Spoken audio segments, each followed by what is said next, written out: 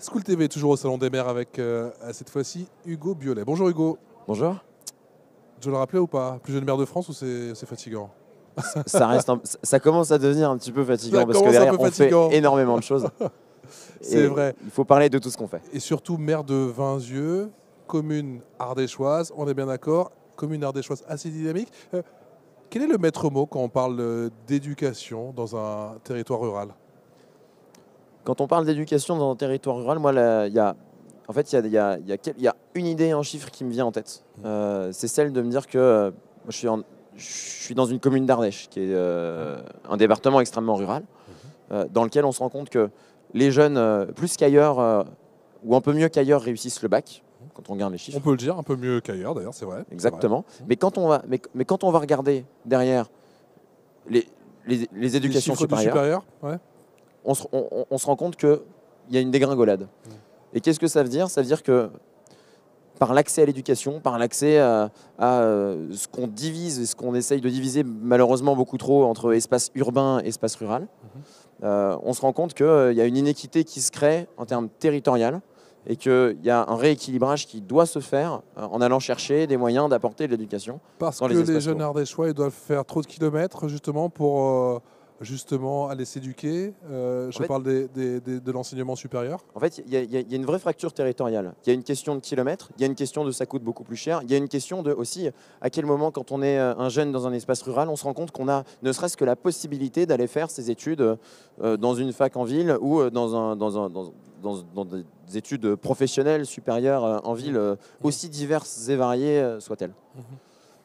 Quel est l'axe de développement concernant justement l'orientation? Parce que c'est là où le bas blesse très souvent effectivement dans ces territoires ruraux. Comment on arrive à dire à nos jeunes, vous avez telle ou telle option si vous voulez justement faire tel métier? Alors, aujourd'hui, je suis élu dans le Nord Ardèche, qui est un espace extrêmement dynamique, extrêmement industriel notamment.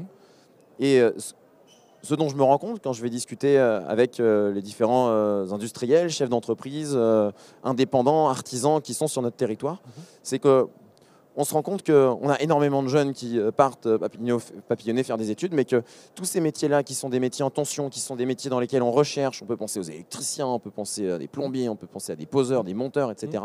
Ce sont des métiers qui, aujourd'hui, ne sont pas attractifs pour les jeunes parce que ça fait des années et des années qu'on ne les rend pas attractifs. On nous dit que ce sont des sous-catégories, on sous-investit dans ce type d'école, mais que ce soit, et là on explose toutes les logiques territoriales. Pardon de vous couper, monsieur le maire, mais en plus, ce n'est pas une question de rémunération, c'est une question d'image, j'imagine. C'est une question d'image extrêmement forte. À nous dire, les métiers manuels, quand on fait quelque chose de manuel, c'est sous-évalué.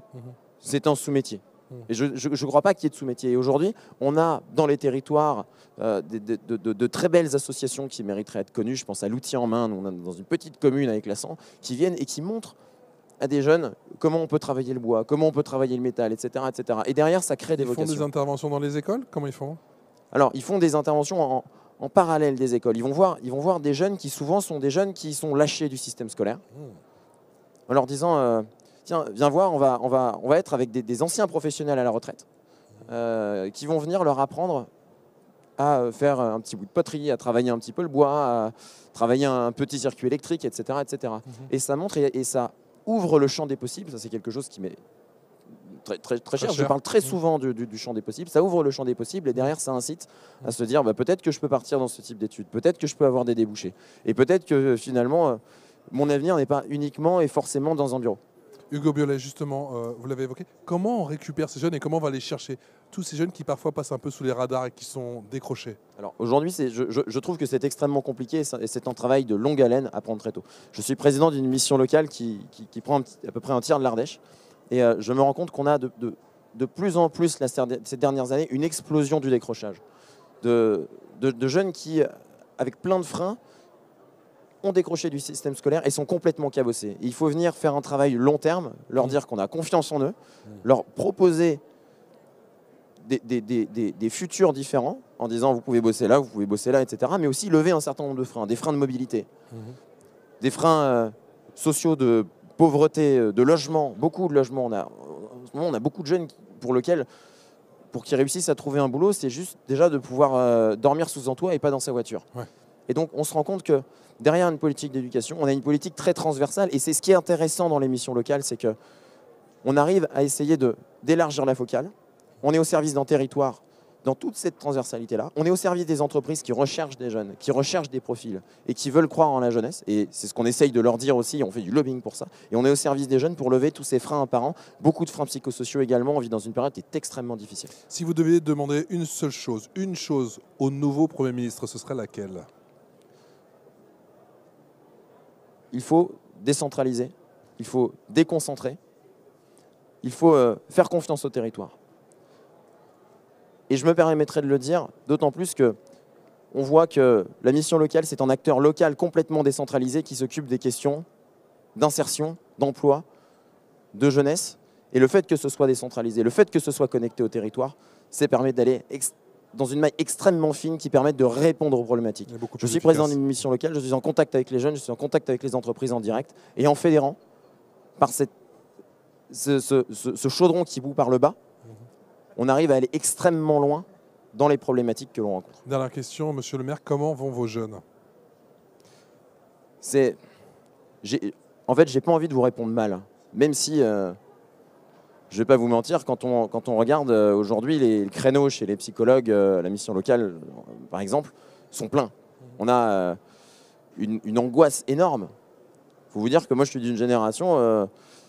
la perspective, c'est 2050. On se dit, bon voilà, on aura 20, 30, 40 ans en 2050. 2050, ça rappelle plus le rapport du GIEC que les visions qu'on pouvait avoir des années 2000, des générations précédentes. Et tout ça est extrêmement angoissant.